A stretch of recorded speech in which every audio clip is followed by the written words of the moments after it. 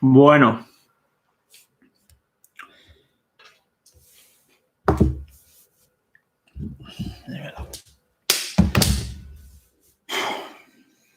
Hola a todos.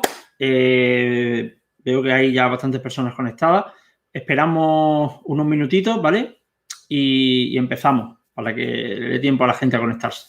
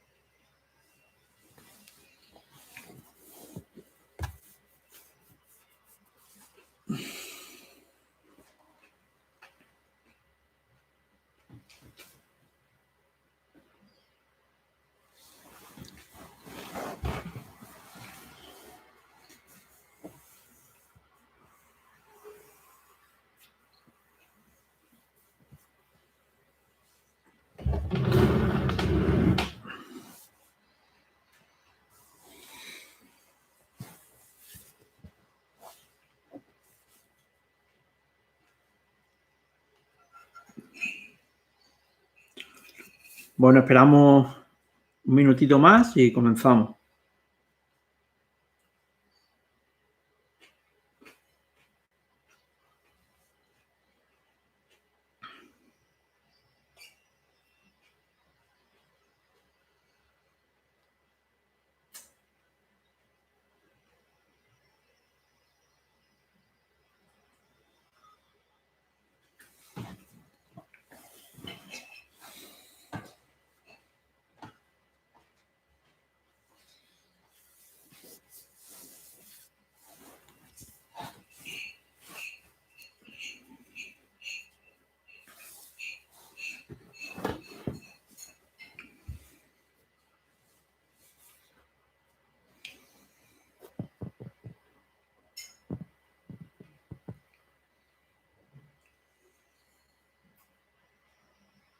Libro de, a lo mejor el PDF de suplementos o subir la bibliografía en algún sitio.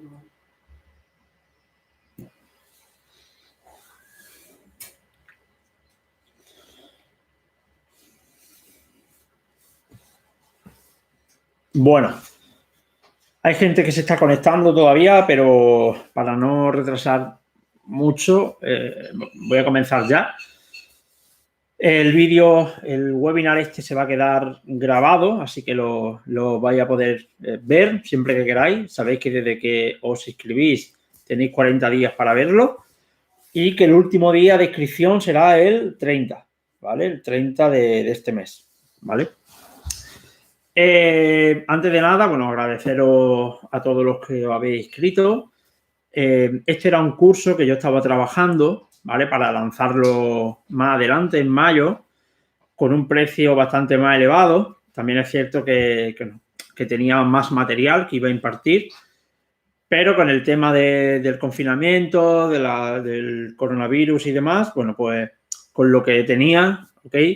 Pues decidí sacarlo y ponerlo a un precio prácticamente simbólico, que para así un poco, bueno, poner mi granito de arena a la hora de que esta cuarentena, este confinamiento, pues se lleve un poquito mejor.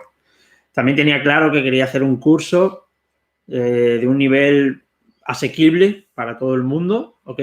Para que todo el mundo pueda entenderlo y llevarlo a la práctica. Es decir, si habéis visto el curso, bueno, al final es un poco mecanismos fisiológicos sencillos de cómo actúa, evidencia que hay, en qué tipo de deporte o esfuerzo, cómo se toma, en qué momento, contraindicaciones, o sea, todo muy práctico, que muchas veces esta información se dispersa por ahí por redes sociales y demás.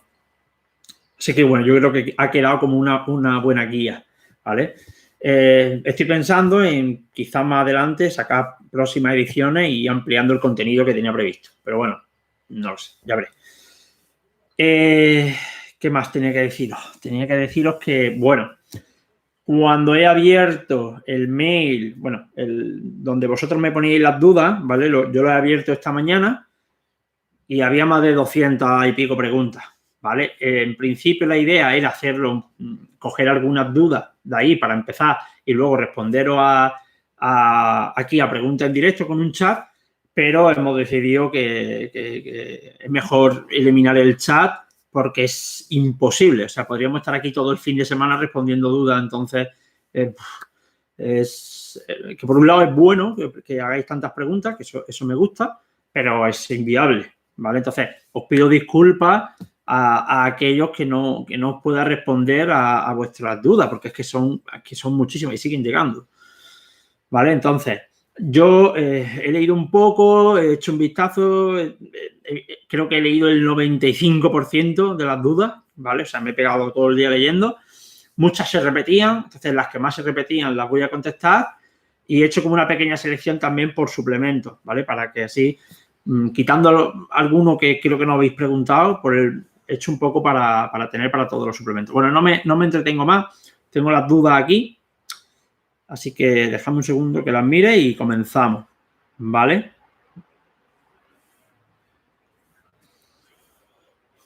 Vale. Empezamos con las dudas en relación a los suplementos de proteína, leucina y demás, ¿vale? Proteína, leucina, aminoácidos, que está todo dentro del grupo de proteínas, ¿no? Me pregunta la persona, ¿la leucina es solo necesaria cuando queremos aumentar la masa muscular? No, la leucina es un aminoácido esencial que se encuentra en las proteínas per se, ¿vale? Y tiene múltiples funciones, ¿vale?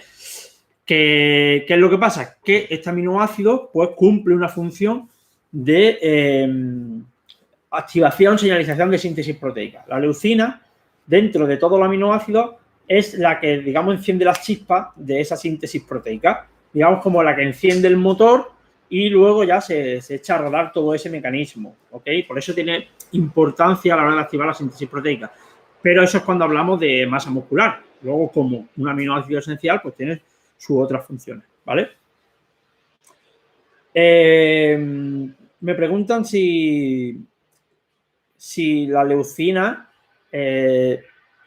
la cantidad depende de los alimentos que se coman y su aminoácido, y su aminograma. Claro, la leucina es un aminoácido esencial, está en la alimentación. Cualquier proteína de alto valor biológico, que suelen ser sobre todo proteínas animales, pues son ricas en leucina. O sea, todo lo que son lácteos, pescado, carne, huevo, son ricas en aminoácidos esenciales y también en leucina. ¿Qué pasa? En personas veganas, la proteína vegetal, los alimentos con proteína vegetal suelen ser más bajos en leucina, ¿vale? No significa que no tengan, pero son más bajos. Quitando el maíz, pues suelen ser bajos en leucina. Por tanto, como visteis en el vídeo, es importante que o bien suplementen con leucina o bien dupliquen la cantidad de proteína vegetal para estimular la síntesis proteica de igual forma que lo hace la proteína animal, ¿vale? ¿El efecto de oxidación de la leucina y otros aminoácidos se daría también en vegetarianos que se suplementen con leucina a largo plazo?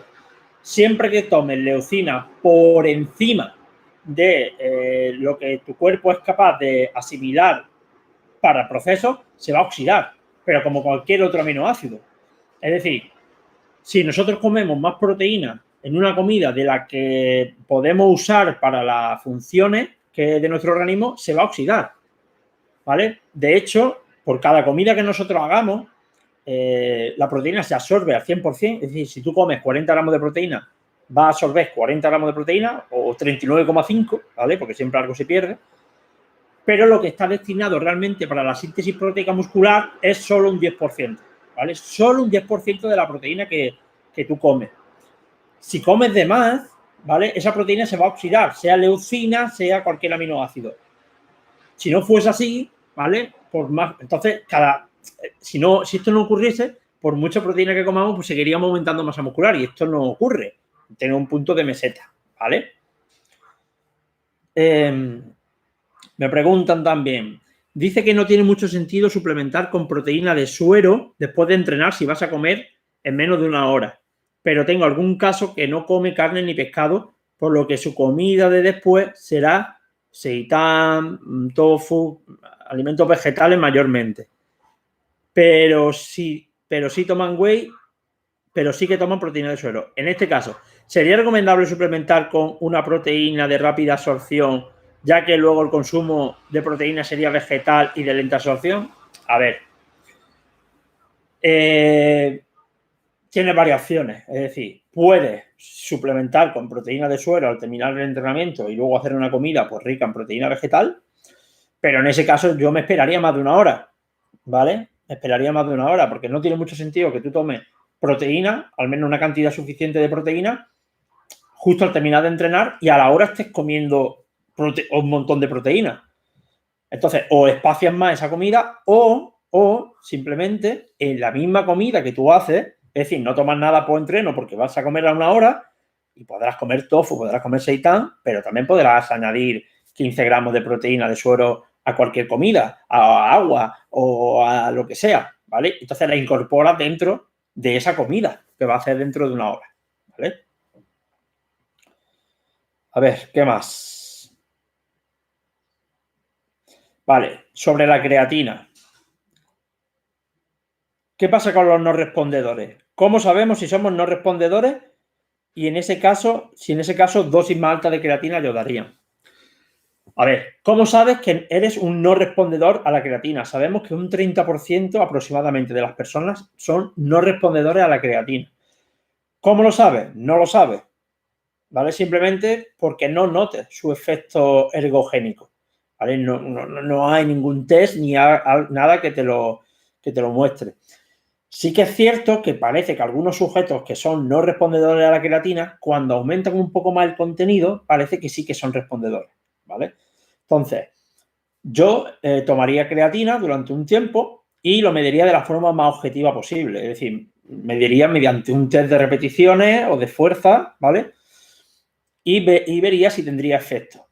Si al cabo de un mes aproximadamente no notas ningún efecto ergogénico, esto es difícil aislarlo porque influyen muchas variables, entre ellas la alimentación, el entrenamiento, pero bueno, yo haría eso. Si ves que no, aumentaría la dosis, ¿vale? Aumentaría un poco la dosis y vería si se responde o no. Y si no responde aumentando la dosis, entonces ya sí que podría pensar que a lo mejor eres un sujeto no respondedor. Pero como digo, esto es muy complicado porque influyen muchas variables. Influye el entrenamiento. A lo mejor sí que progresa ese mes, pero porque estás comiendo bien, estás descansando mejor, estás entrenando y tienes adaptación al entrenamiento. Entonces, realmente es algo bastante complicado, ¿vale? De medir. Bien. Dices que no deberíamos de ciclar la creatina, pero ¿en qué te basas para eso? A ver, el wash out, es decir, el ciclar se refiere a tomarla un tiempo, parar, tomarla un tiempo. Antes se decía que había que parar de tomarla porque nos saturábamos de creatina y ya no hacía más efecto. Entonces parábamos y luego volvíamos a tomarla y también pues si podría tener algún efecto perjudicial para la salud. En cuanto a efectos perjudiciales, hay estudios hasta de 2 años tomando todos los días creatina, incluso a dosis bastante altas y no había ningún problema para la salud, al menos en personas sanas, ¿vale? Entonces, por ese lado no tendríamos que cortar. Por saturación, pues te cuento, una vez que nosotros alcanzamos el umbral ya, por decir, de saturación de creatina, lo que debemos de hacer es bajar un poco la dosis que consumimos y poner una dosis de mantenimiento, por decir de alguna forma, ¿vale? Entonces no tienes que estar tomando 7, 8 gramos cada día, a lo mejor bajarlo a entre 3 y 5 gramos. Hay un estudio, no sé si lo puse, en el que se ve que parando de tomar creatina, haciendo un washout y luego volviéndolo a tomar, parecía que había como otro pico, o sea, es como que hace efecto, luego se estanca, deja de tomar y luego como que tiene otro pico cuando volví a tomarla. En cuanto a la activación y proliferación de células satélites, ¿vale? Esto hay un estudio que así lo confirma. ¿Significa esto que entonces ya este estudio hay que hacerlo así? No, pues se requieren más estudios para ver si cortando un tiempo y luego volviéndolo a tomar, pues podría tener un pico un pico ergogénico nuevo, por decirlo de alguna forma. ¿Qué hago yo personalmente con la gente que llevo? Yo sí que suelo cortar de tomar la creatina, pero lo suelo hacer cada X meses y lo suelo hacer más por un tema económico, es decir, porque se ahorren ese dinero, que por otro tema de salud o de que tenga un pico ergogénico. Simplemente cuando llevo un tiempo que están tomando creatina, que estoy seguro de que están bastante, hay bastantes concentraciones de la misma y demás, paro y simplemente eso, para que ahorre un poco de dinero. La creatina se toma igual todos los días de la semana. Si se deja de hacer ejercicio durante 2 semanas, se sigue tomando. La creatina, o sea, todos los suplementos que funcionen por acumulación, hay que tomarlos todos los días. Ahí no pasa nada porque te salta un día, que la gente me dice, si me salta un día la creatina, pues al día siguiente te sigues tomando. Pero todo lo que trabaje por acumulación se tiene que tomar diariamente, ¿vale? Entonces la creatina se toma todos los días, se entrene o no se entrene, ¿vale? ¿Qué pasa si dejas 2 semanas de entrenar? La dejo de tomar, ¿no? A ver, la creatina tiene muchas funciones positivas. Es decir, la creatina cumple bastantes beneficios. De hecho, la gente me pregunta si ahora que está en cuarentena, que está entrenando menos o no está entrenando, estamos más sedentarios, que si deberían de tomarla. Y digo que por supuesto que sí. Pero si es la mejor forma de paliar la pérdida de masa muscular, o sea, la mejor forma. Ayuda, la mejor forma es haciendo ejercicio y comiendo bien, comiendo proteína, pero sí que te ayuda a paliar ese déficit o sea, ese déficit no, esa posible atrofia muscular, ¿vale? Entonces, claro que sí. Si estás lesionado, por ejemplo, pues también. No es que la creatina sea positiva para la mejora de la lesión per se, pero sí que te va a paliar, no digo que inhiba la pérdida de masa muscular, porque si no te mueves, porque estás, no sé, tiene un politraumatismo, vas a perder masa muscular, pero al menos va a disminuir esa pérdida de masa muscular, ¿vale?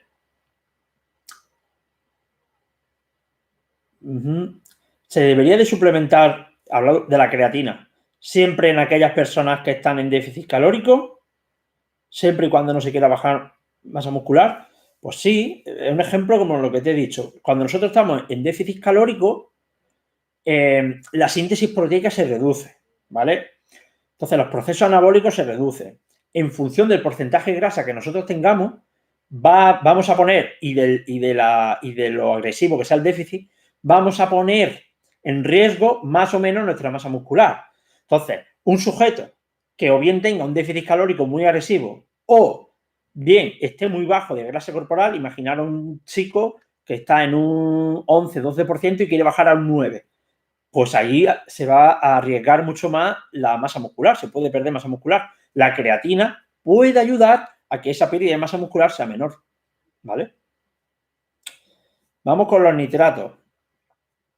Si los nitratos se absorben como nitrito, ¿por qué se acumulan en el tejido muscular como nitrato?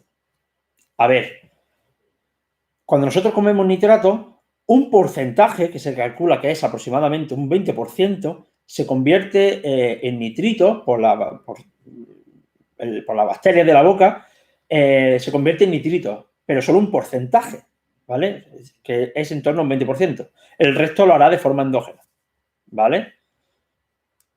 Me preguntan sobre los nitratos.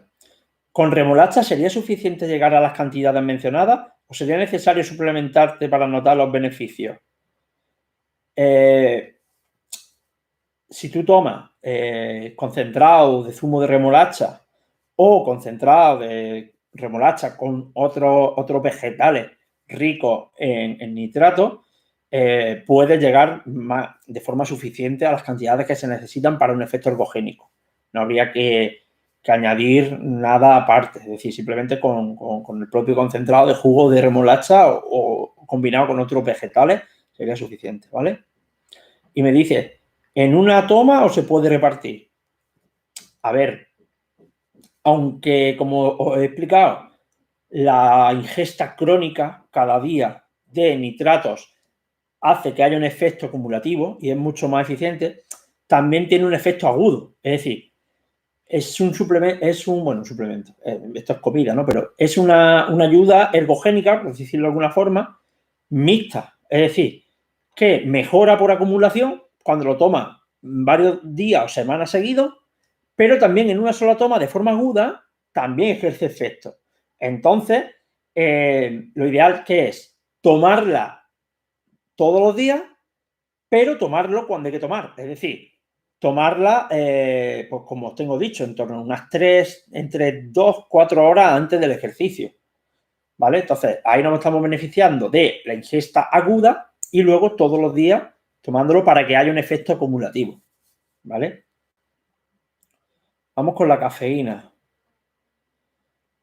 Dosis recomendada de cafeína para estimular el proceso de supercompensación del glucógeno. Vale. Uno de los efectos que puede tener la cafeína es que mejora la compensación del glucógeno.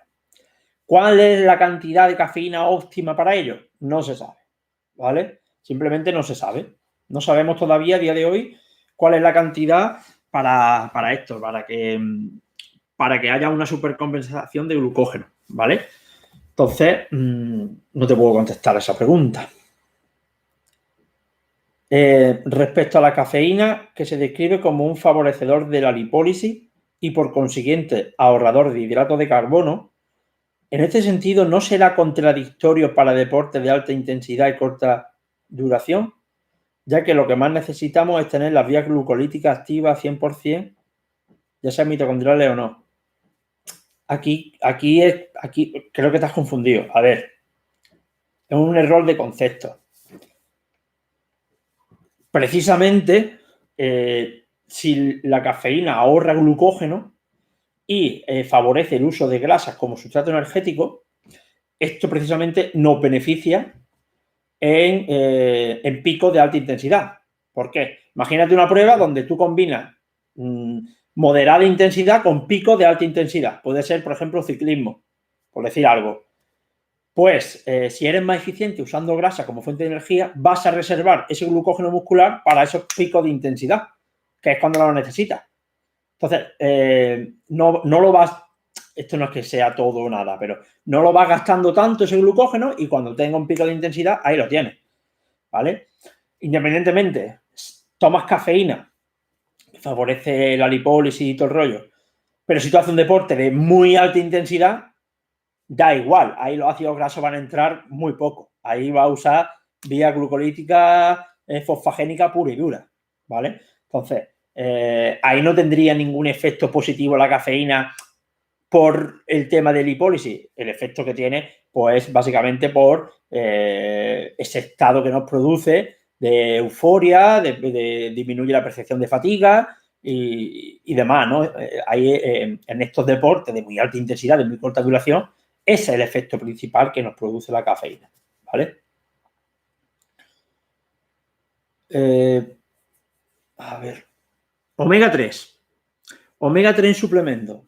¿Es necesario fijarse en el ratio EPA-DHA que lleva? Esto es una buenísima pregunta. No hay consenso claro de cuánto EPA y cuánto DHA deberíamos de tomar en los suplementos, pero bueno, ahí se está indagando un poco. Parece ser que tenemos que saber que el EPA se puede convertir a DHA. Entonces, como no está muy claro, o sea, porque el EPA es EPA, el DHA es DHA, pero es que puede haber conversión. Entonces no está 100% claro cuál tiene que ser esa proporción entre ambos. Hay estudios que te dicen que si 2:1, que si... Pero yo todavía no me posicionaría a decir una proporción porque desconozco. No hay en la literatura científica ningún consenso sobre eso, al menos que yo conozca. Vale. ¿Por qué siempre se dice que es necesario guardar el omega 3 en la nevera?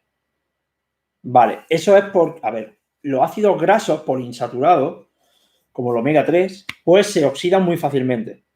¿Vale? El hecho de que se oxiden, obviamente es negativo, incluso puede tener consecuencias negativas. Entonces, evitar que le dé la luz y guardarlo en un sitio fresco, ¿vale? Va a hacer que el omega 3 se oxide menos, ¿vale? Es muy importante cuando compramos un suplemento de omega 3 conocer un poco cómo ha sido el envasado y demás, porque si imagínate que es omega 3 y esto en verdad es difícil saberlo porque ninguna fábrica te lo va a decir, pero si lo tienen en un almacén donde le está dando el sol o hace mucho calor, le está dando la luz, pues seguramente se vayan a oxidar. También el propio envase en el que lo guarden, ¿vale? El omega 3. Y sí, cuando esté en casa lo ideal es eso, que no le dé la luz y que sea en un sitio... Yo lo guardaría en la nevera, sí. O al menos en una despensa o en algún sitio que tenga fresco y que esté oscuro, ¿vale? ¿Qué más? En una persona con patología autoinmune que no ingiere pescado azul debería suplementarse con omega 3. Sería adecuado, ¿vale? Sí que sería adecuado. Una persona con patología autoinmune que tiene una base inflamatoria, sabemos la importancia del omega 3 en la modulación de la inflamación. Entonces, yo sí que buscaría, si no come pescado azul, incluso sabemos que la ingesta de omega 3 a través de fuentes vegetales tiene carencias, ya lo expliqué, pues sí que buscaría suplementación con omega 3, ¿vale? A poder ser que tenga el sello IFOS, ¿vale? Para asegurarnos así un poco la calidad de ese omega 3. Vale. Teniendo en cuenta lo que dijiste de que el suplemento de omega 3 tarda varios meses en hacer efecto, ¿cómo es posible que suplementándolo se obtenga un beneficio en inflamaciones puntuales o agujetas? No sé si lo entendí bien, no es como he dicho la pregunta. A ver, es que claro, inflamaciones puntuales, ¿a qué te refieres? El omega 3 no es un suplemento como puede ser la cafeína, que tú te lo tomas y te hace un efecto inmediato. Eso no es así, no es correcto, ¿vale? Entonces, esto de tomar omega 3 después de entrenar o lo que sea, porque tengo una inflamación, como si fuese un antiinflamatorio convencional, tipo un antiinflamatorio no esteroideo, tipo ibuprofeno, eso es falso. Es cierto que el omega 3, ¿vale? El EPA y el DHA pueden conectarse a un receptor de membrana que se llama GPR120 y puede, por diferentes vías, modular la inflamación y ejercer un efecto antiinflamatorio. Esto es porque inhibe un factor que se llama NF-κB. Y también por el PIPAR, pero bueno, eso os lo puse en el vídeo de omega 3. Pero realmente, quitando esto, el efecto de los omega 3 es que se incorporan en membrana y compiten con el ácido araquidónico, que es derivado del omega 6, en la producción de eicosanoides. Los eicosanoides que produce el omega 3 son proinflamatorios. Lo que pasa es que son de serie impar y son menos inflamatorios que los omega 6, ¿vale?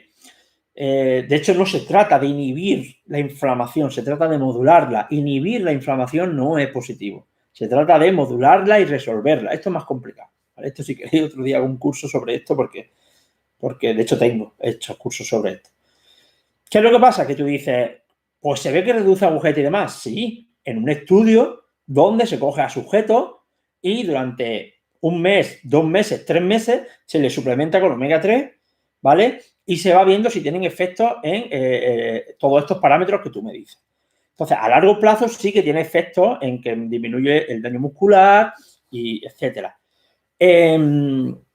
A corto plazo, es decir, en una sola ingesta, dudo mucho que tenga un efecto significativo en una sola ingesta, ¿vale? ¿Por qué? Porque necesita varias semanas, incluso meses, para incorporarse en membrana.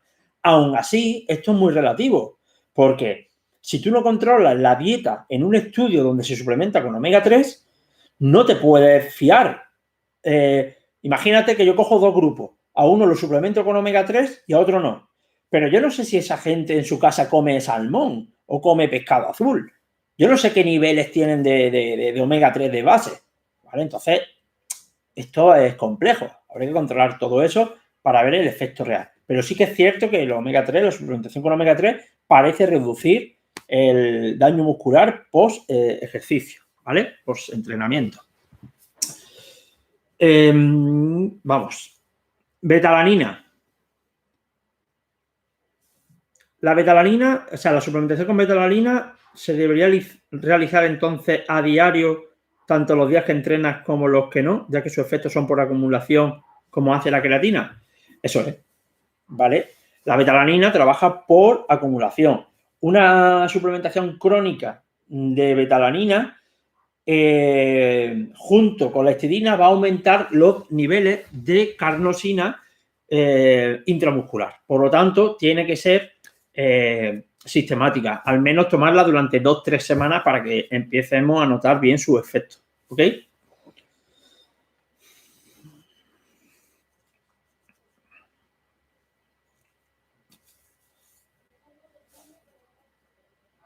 Betalanina conviene entonces, betalanina, ¿conviene entonces entrenar sin tomarla para generar adaptaciones propias de la fisiología a tolerar umbrales de lactato y estrés metabólico?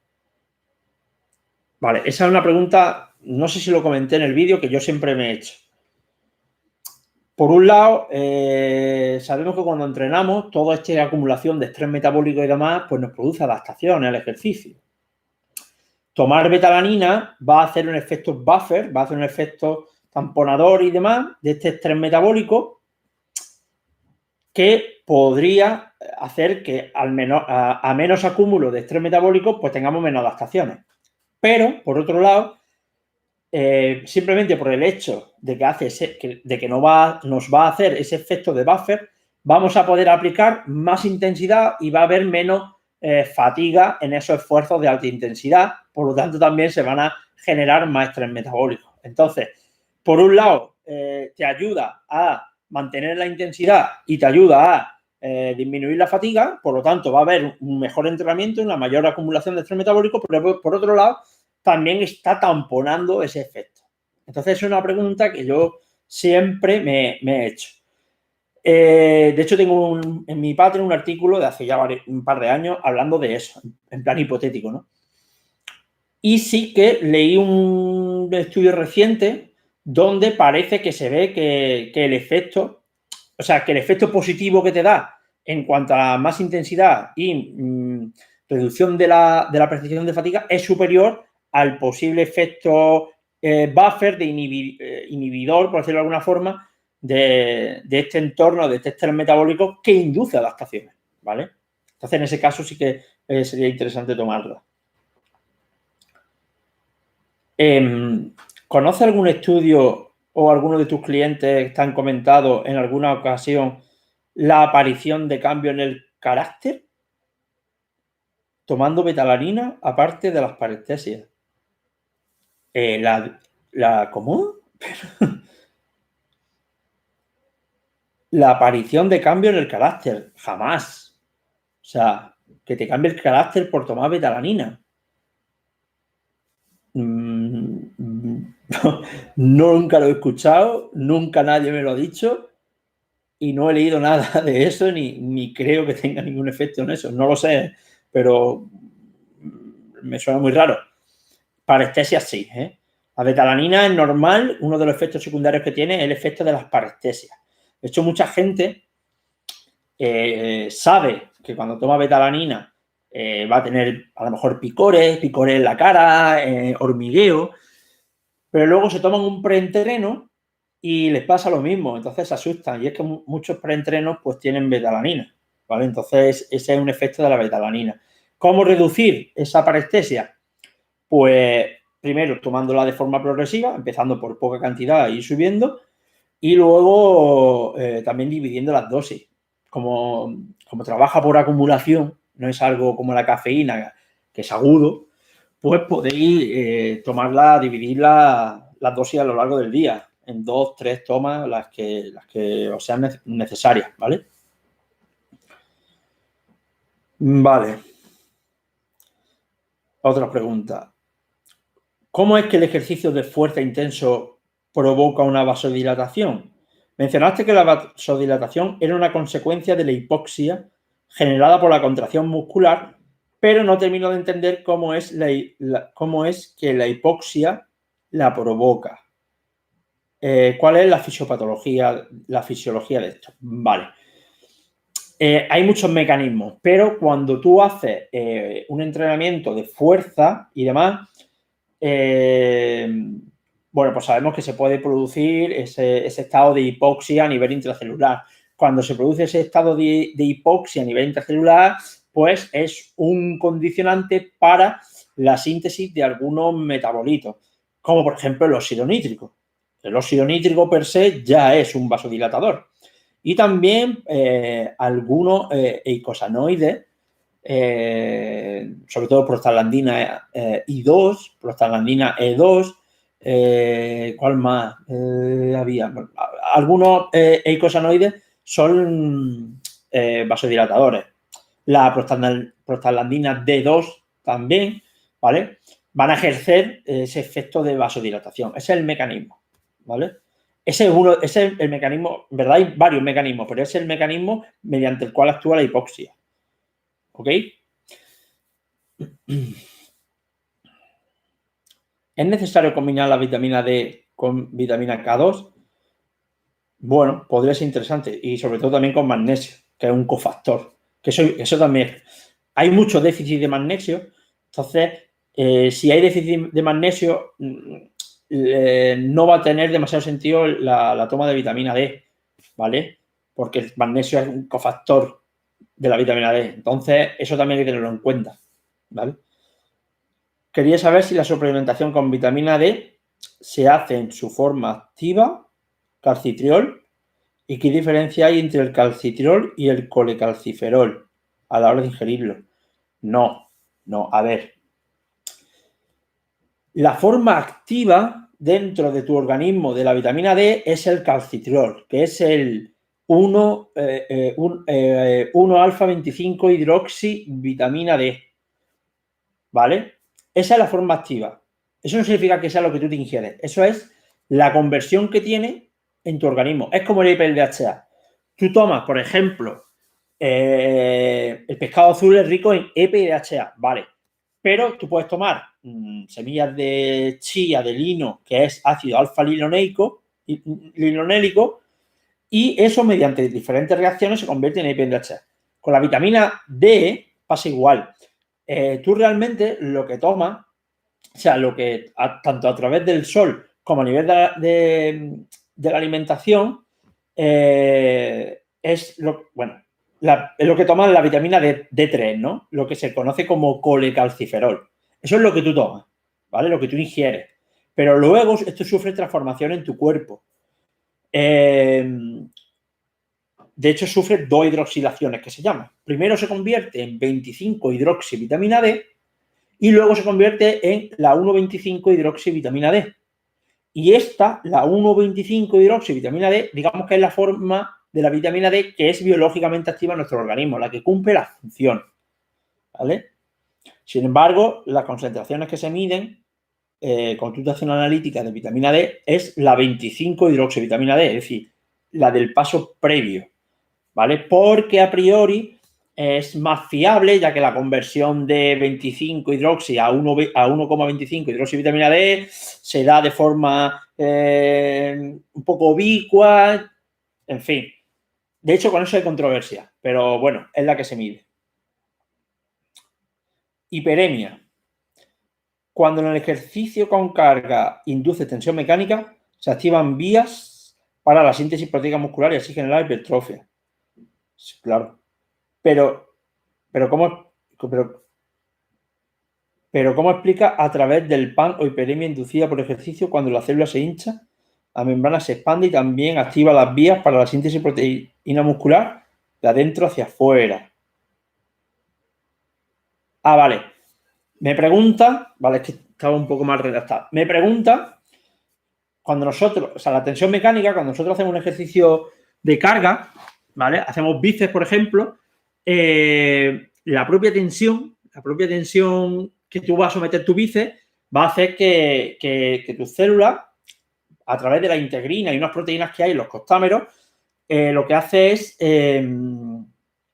detectar esas cargas, esa tensión mecánica y activar una serie de vías que llevan a la síntesis proteica. Cuando hay hiperemia, la célula se hincha, el cell swelling, se produce lo mismo, pero como de dentro hacia afuera. Es decir, se hincha la célula, se expande la membrana de la célula y se activan las mismas moléculas que hay en esos costámeros y esa integrina y desencadena también vías que llevan a la síntesis proteica. Entonces, me pregunta el compañero si es lo mismo, es decir, son las mismas vías y la hipertrofia se va a producir igual o si son mecanismos diferentes. Evidentemente no. Evidentemente no.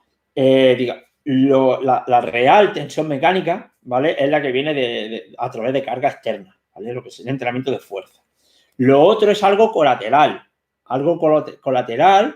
y no demasiado significativo. O sea, lo otro es algo como que podría ayudar de forma indirecta, ¿vale? Pero no es, ni mucho menos, es igual de efectivo, por decirlo de una forma fácil, que el estímulo exógeno, ¿no? Del entrenamiento con carga. ¿Qué más? ¿Un sujeto puede entrenar sin carga e intentar congestionar o conseguir ese PAM con menos tensión mecánica y hipertrofia? Sí. De hecho, lo puse ayer en una story. Si tú entrenas con altas cargas, con las que puedas hacer, por ejemplo, pues entre 6 y 12 repeticiones, se van a reclutar fibras de alto umbral, que son las que nosotros necesitamos para que se hipertrofien todas, pero bueno, reclutamos fibras de alto umbral, ¿no? Porque le estamos levantando carga alta. Pero cuando no tenemos cargas tan altas, por ejemplo, ahora que estamos en casa y a lo mejor entrenamos con goma, tú cuando empiezas a hacer un ejercicio, y a lo mejor puedes hacer 25 o 30 repeticiones, al principio tú no vas a reclutar las fibras de alto umbral, ¿vale? Pero conforme vayas reclutando fibras, se van a ir fatigando y se van empezando a reclutar otras. Se fatigan, se reclutan otras. Date cuenta que vamos a muchas repeticiones. De tal forma que conforme vaya acumulando fatiga, se van a ir reclutando fibras de más alto umbral. Se van activando, desactivando. Cuando tú llegues al fallo, pues te vas a dar cuenta que al final has reclutado un amplio espectro de fibras y también fibras de alto umbral. ¿Vale? ¿Esto qué significa? Esto significa que con bajas cargas, ¿vale? Con cargas livianas, también podemos conseguir hipertrofia muscular, siempre y cuando vayamos al fallo muscular. Y al fallo muscular, hombre, también con cierta carga. Se ha visto que con cargas por debajo de un 30-35% de tu RM va a ser más complicado. Es decir, que si haces 50 repes, pues a lo mejor la hipertrofia no va a ser al menos tan abultada. Sobre todo si es un sujeto avanzado, un sujeto novato sí, ¿vale? Entonces, al menos que esté por encima de un 35-40% de la RM esa carga, ¿vale? CLA. Comenta en el vídeo que no tiene evidencia y que esto no tiene que suplementarse con ello. Pero en un sujeto que está en déficit calórico y no toma estos alimentos que contienen CLA, como entiendo carne, lácteo y demás, ¿sería efectiva la suplementación en estos casos o tampoco? A ver, para perder grasa no. Para perder grasa no. Ahora, el CLA pues sí que tiene funciones, otras funciones que, bueno, que pueden ser saludables como cualquier otro alimento, ¿vale? Pero ya lo tiene la carne, lo tienen los lácteos, no es necesario suplementarlo de forma exógena para nada, y más con el objetivo de buscar una pérdida de grasa, ¿vale?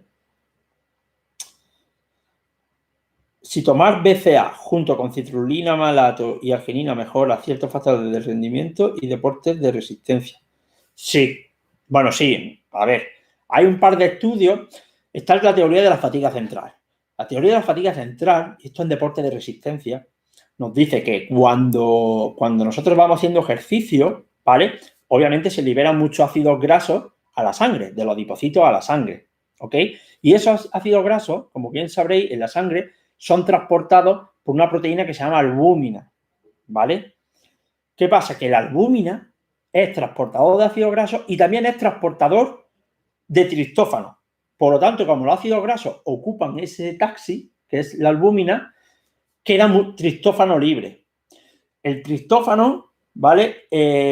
Puede cruzar la barrera hematoencefálica y aumentar la síntesis de serotonina en el cerebro, lo cual nos produciría fatiga. Y esta es la teoría de la fatiga central, que conforme tú vayas movilizando ácidos grasos, más triptófano libre, cruza la barrera hematoencefálica y aumenta la síntesis de serotonina y esto nos produce fatiga central. Ahí está la hipótesis de que tomando aminoácidos ramificados, pues pueden paliar este efecto, ya que los aminoácidos ramificados se unen al mismo receptor que el triptófano en el hipotálamo, por tanto, el triptófano no se puede unir y no hay esa producción de serotonina que nos produzca fatiga central. Pero en los estudios hay mucha controversia, de hecho hay estudios en los que se ve que no tiene efecto porque tomando BCA también los BCA se oxidan muy rápidamente, favorece la aparición de amonio y el amonio también tiene un efecto negativo en ese aspecto. Por lo tanto, es lo comido por lo servido. ¿Qué es lo que pasa? Pues hay un estudio o dos, ¿vale? Donde se ve que tomando BCA junto a citrulina y a arginina, que aumenta el ciclo de la urea, que aumenta la excreción de amonio, ahí sí que parece que sí que realmente hay una disminución de la fatiga central. BCA, arginina, citrulina. Aún así, se requieren más estudios, pero sí que tendría ahí sí que habría una explicación fisiológica que a priori puede ser real, ¿vale? Tiene sentido. Vale, vamos con las dos últimas, ¿ok? Porque ya vamos a llegar casi a la hora, ¿vale? El HMB para patologías clínicas tipo enfermedades autoinmunes con inflamación podría ir bien. Sí, eso creo que lo expliqué en el vídeo. Patologías donde hay un estado hipercatabólico, como puede ser patología inflamatoria, donde puede haber una inflamación crónica de bajo grado o puede haber una inflamación de alto grado, como puede ser un cáncer, o condición hipercatabólica, alguna enfermedad muscular degenerativa o neurodegenerativa, pues sí que el HMB podría tener un efecto positivo. Primero, porque sí que ejerce un efecto anticatabólico que en estas personas con un estado hipercatabólico sí que se les beneficia, y por otro lado porque el HMB parece modular a la baja el factor nuclear KB, capa beta de los linfocitos B, que es un factor de transcripción que modula la inflamación. Por lo tanto, puede tener efecto antiinflamatorio, ¿vale? Con respecto a la suplementación de glutamina, puede ser beneficiosa a nivel intestinal en aquellos deportistas que tengan que consumir una gran cantidad de calorías diarias a fin de mantener la función digestiva adecuada. A ver, yo creo que la glutamina se confunde a veces con la enzima digestiva. Me da la sensación. La glutamina es verdad que es un aminoácido que digamos que tiene muchos secuestros plásmicos, es decir, que nuestros enterocitos pues se alimentan, por decirlo de alguna forma, mucho de la glutamina y puede mejorar o parece que puede mejorar todos aquellos procesos intestinales que cursan con permeabilidad intestinal y daño de este epitelio intestinal. Pero eso no significa, al menos que yo conozca, no significa que a ti te ayuda a mejorar una digestión porque estás comiendo mucha comida siempre y cuando tu intestino esté sano. Es decir, no son enzimas digestivas, no son proteasas, ni son... Entonces, no creo que tenga ningún efecto positivo en ese aspecto cuando estamos ingiriendo mucha cantidad de calorías. Pero sí que es verdad que ingerir muchas calorías en deportistas de élite, que además hay que a veces usar azúcares simples para llegar a esas calorías y rellenar esos glucógenos, pues sí, con ese estado de hiperalimentación puede que a la larga hubiese algún pequeño daño a nivel intestinal y sí que podría la glutamina a lo mejor aliviar eso un poco, pero no favorecer la digestión. Además, el principal mecanismo por los cuales los deportistas, sobre todo de muy alta intensidad o de largo volumen, por ejemplo, un ultramaratoniano o alguien que haga crossfit, compita en crossfit de forma seria, o deportistas que hacen deporte en ambientes muy calurosos, imaginaros en vóley playa, yo qué sé, aquí en Málaga, ¿vale? Pues tanto el estrés térmico, es decir, esa calor, la alta intensidad, cuando hay mucho desgaste, o la larga duración, como puede ser un maratoniano, esos 3 factores aumentan la permeabilidad intestinal. Esto está demostrado, hay estudios. Entonces, quizás sea, bueno, quizás no, es el principal mecanismo por el cual algunos deportistas pueden tener estos problemas a nivel intestinal. Aparte ya de los derivados del consumo de glucosa intracompetición, que eso es por acúmulo de glucosa, problemas de absorción y demás, ¿vale? Pero eso es aparte, ¿ok? Así que, bueno, ya llevamos 51 minutos, ¿vale? Quería terminar diciendo algo. Bueno, primero, volver a pedir disculpas porque es imposible que pueda resolver todas las dudas. Este curso que he hecho, bueno, como sabéis, los que me conocéis, yo he dado 1000 formaciones, las sigo dando en diferentes plataformas. También, en varias entidades formativas oficiales. Ahora estamos trabajando en un máster, ¿vale? Un máster con la Universidad Europea Miguel de Cervantes también. Pero bueno, quería también empezar a hacer cursos en mi propia web, mi propia plataforma. Esto ha sido una experiencia piloto, ¿vale? Sé que la plataforma pues, no es la mejor plataforma del mundo. Voy a cambiar mi web entera. Estoy trabajando en ello, ¿vale? Bueno, no yo, sino he contratado a quien se encarga de ello. Voy a cambiar mi página web entera. Voy a hacer una plataforma que tenga más consistencia para, de forma puntual, sacar algunos cursos, ¿vale? Que sean de interés para vosotros. Y ya está, bueno, mejoraré los vídeos, mejoraré la plataforma, mejoraré procesos, etcétera, ¿vale? También haré una zona, o sea, la zona premium, aparte de acceder a los cursos, bueno, todos sabéis que tengo una plataforma Patreon, ¿vale? Que Patreon al final es como una red social, es como Facebook y demás, es decir, yo no la controlo. Yo tengo mi espacio, yo subo ahí cosas y por suscripción, pues la gente lo va viendo. Yo esto lo quiero volcar a mi plataforma para que esté todo, perdón, a mi web, para que esté todo en mi web. Unificar precios, ¿vale? Entonces, hacerlo todo un poco mejor. Y ahí, pues ya tener artículos, tener podcast, ¿vale? En audio, hacer cursos como de este tipo, pues bueno, mejor, con mejor plataforma, colgar vídeos de ejercicio, yo qué sé, colgar estudios, no sé, al final crear como una comunidad en la que podáis acceder y tengáis acceso a todo eso. Estoy en ello, tengo muy poco tiempo, pero voy trabajando en ello, ¿vale? Eso, decíroslo por ahí. Más cosas. Se pueden dar de alta la gente hasta el 30 de abril. En el momento que llegue el 30 de abril, se cierran las inscripciones de este curso, ¿vale? Aunque te apunte el 29 de abril, tienes 40 días para hacerlo. Pero cuando llegue el 30 de abril y estén todas las inscripciones cerradas, procedemos al certificado de asistencia. El certificado de asistencia, no os preocupéis, que os lo mandaremos por mail, ¿vale? Entonces, a partir del 30 de abril, tendréis el certificado de asistencia. O sea, empezaremos a mandarlo. O sea, me refiero que tardaremos un tiempo, ¿vale? Pero lo vais a tener. Y ya está, creo que lo he dicho todo. Sin más, me despido. Y nada, pues muchas gracias a todos por haber estado ahí. Hasta luego.